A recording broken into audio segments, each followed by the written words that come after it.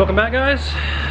Got another axle seal video for you guys today on my personal truck, 2007 Chevy Silverado 1500 4x4. Extended cab. Not sure that really matters, but it is what it is. So here's what I'm dealing with. What led me to this issue is right here. It was leaking, and hopefully you can see kind of the wetness on here, or I guess it's probably more greasy, and you can kind of see, switch my light around, it's kind of greasy on the little bell housing there for that front diff of the 4x4 system, and then back there how it's greasy, you know, right here. I think this thing, I believe, it's my theory, is the axle seal's in here, it's leaking and allowing fluid to pass through and get spun around when it leaks, either on the shaft or on here. I'm not too sure, but I mean, even, I don't know if you guys can see it, but up above it's a little wet too. So that's my guess, is it's just kind of wet all around this thing, which I believe it was just slinging fluid as it turns. So that's what led me to this issue. I already did the passenger side in another video. I think I'm gonna have to retitle that for you guys just so it says passenger. I think it's just generic and says axle seal, but the sides are different. Hopefully this is the easy side. The passenger side has, you know, you got to take apart the whole 4x4 assembly in the front, which was kind of a disaster. I think it took me about 4 hours to do that one. Hopefully I can do this one in about half the time, but we'll see. So what I already did was, I mean, obviously the wheel's off, but while the wheel was on and the truck was, you know, the weight was on the wheel on the ground, I went ahead and loosened these 6 bolts here. That one, you can see it, that one, that one, that one, and there's 3 more on the other side. So while the truck was on the ground and the weight was on the wheel, it just makes it easier to break those loose if you don't want to use an impact. And you probably have to roll the truck a little bit to get access to all of them, but that's how I got those already kind of pre-loosened. And then I just took the wheel off and jacked it up. My jack and my jack stand under there for the haters. Got my jack there and my jack stand just for safety, and I have pressure on both. I got, you know, I like to set it on the jack stand and then just jack it up a little bit with the jack and leave it there, especially if it's out of my way like it is, just in case. You never know. So basically what I have to do now is zip all those bolts out for good. Then I should be able to move this and then pry this piece out a little bit, the back side of it that it bolts to. That should come out with a little axle and some splines, and then the seal should be right there. And I've already got the new seal, so we should be good to go there. So stand by, let me get this apart, and I'll be right back with you guys.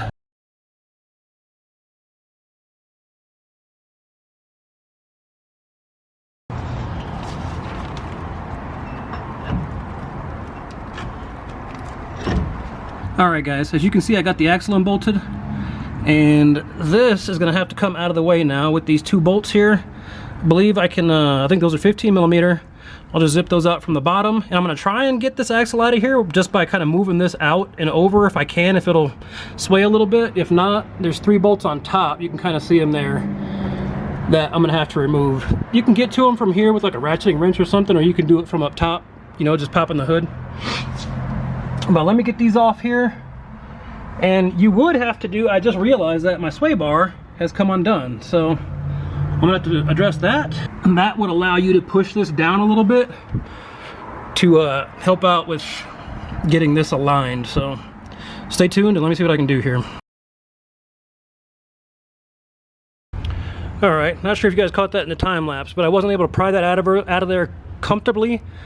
So I'm gonna go ahead and pull the whole thing out. Hopefully you can see the 3 bolts there. This one, and this one. This one just has like a little wire clip on it. You can kind of pry on it with a screwdriver, or just, I was able to just pull it off with my hand, as you saw there.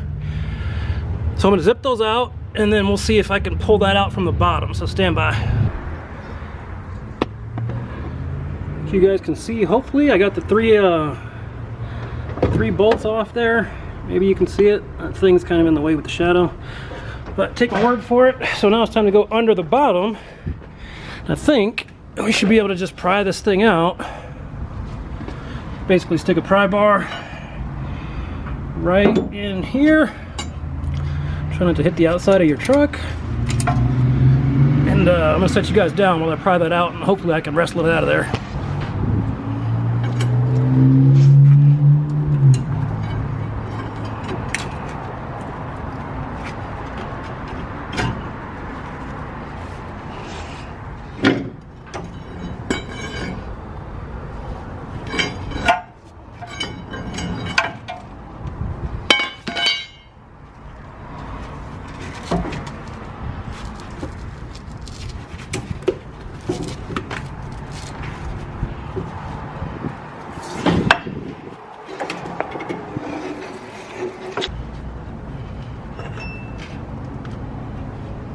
Alright, so she saw us pull the strut out, and now we can get the axle out of the way.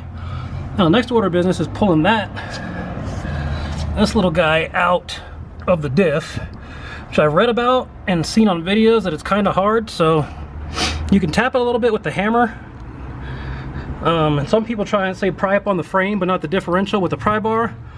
So I'm gonna get in there and see what I can do to get that thing loose, and hopefully she comes out for me, but we'll see, so stay tuned.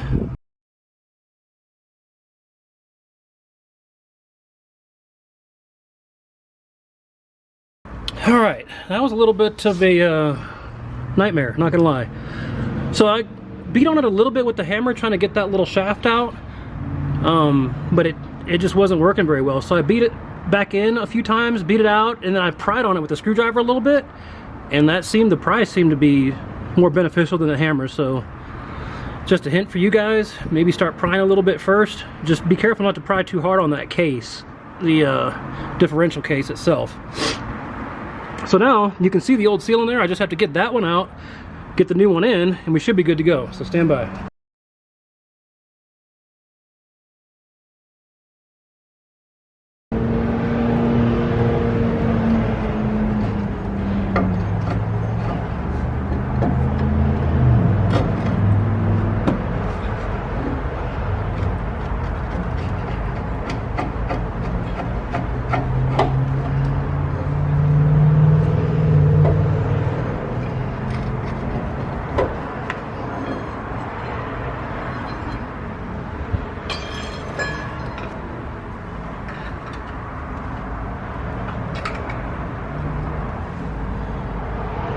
Alright guys, I got everything out, little shaft out, and I got it cleaned up for the most part.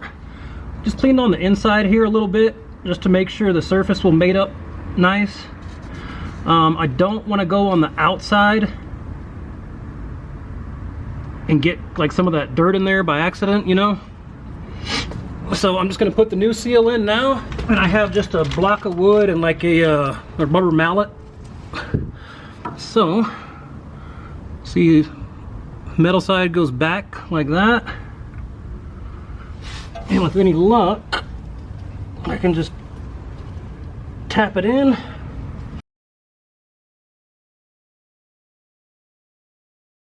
Alright, zoom in a little bit for you there. Hopefully you can see it's pretty much flush mounted. So what I need to do now, just put a little lube in here, some axle lube. So this is what I use. It's recommended for my truck. If it'll focus, Lucas SAE 8W90 gear oil. So I'm gonna throw a little bit of lube in there and just use my fingers, and then I'm gonna put a little lube on this shaft here if it'll ever focus. There we go. So I'll lube those up real quick and then start putting it back together. All right, a little shaft here going back in.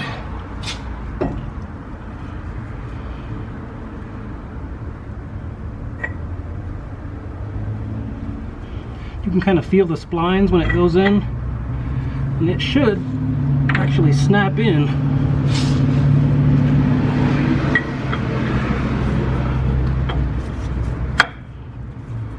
That feels good right there.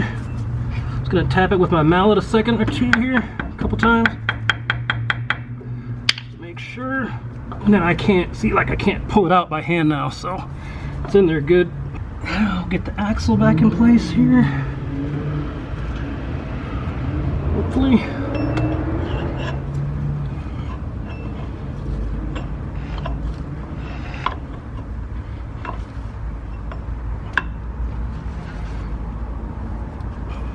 Be pretty darn close.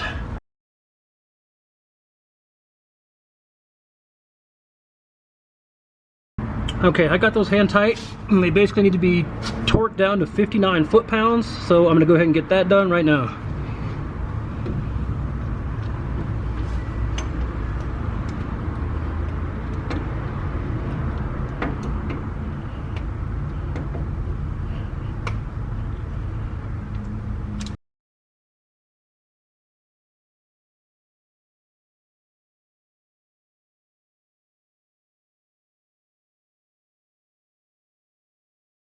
Alright guys, next order of business is getting the shocker strut back in there. Stand by and I'll get that taken care of.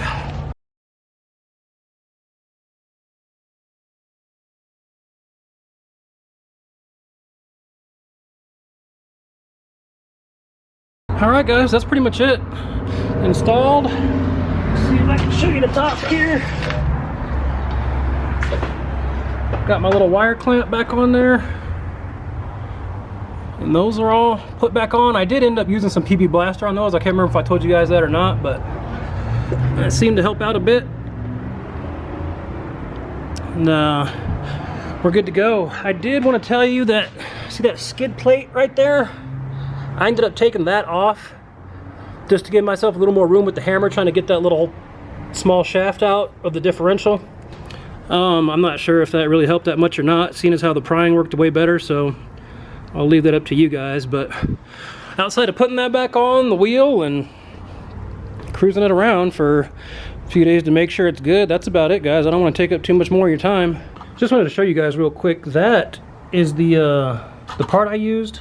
It was a Duralast, you can see that part number or not, 710475 Duralast. That was the axle seal that I used from AutoZone. I think it was like 12 bucks, so just so you know. So yeah, stay tuned. We got a lot of stuff coming up for Gordon. That poor thing. Gordon needs some work, guys, and you're gonna see it here in the somewhat near future. And another little, just small project Christopher got. It should be a fun one though. Hopefully it's not too ridiculous. It's just kind of cool and just another fun little car, you know what I'm saying. So, oh, I just want to give you guys a disclaimer. This is just a how I did it channel. This is not a how-to channel. You know, do these methods at your own risk. And yeah, as always guys, thanks for watching. Please continue to comment, like, and subscribe. It really helps us out. We'll catch you on the next one.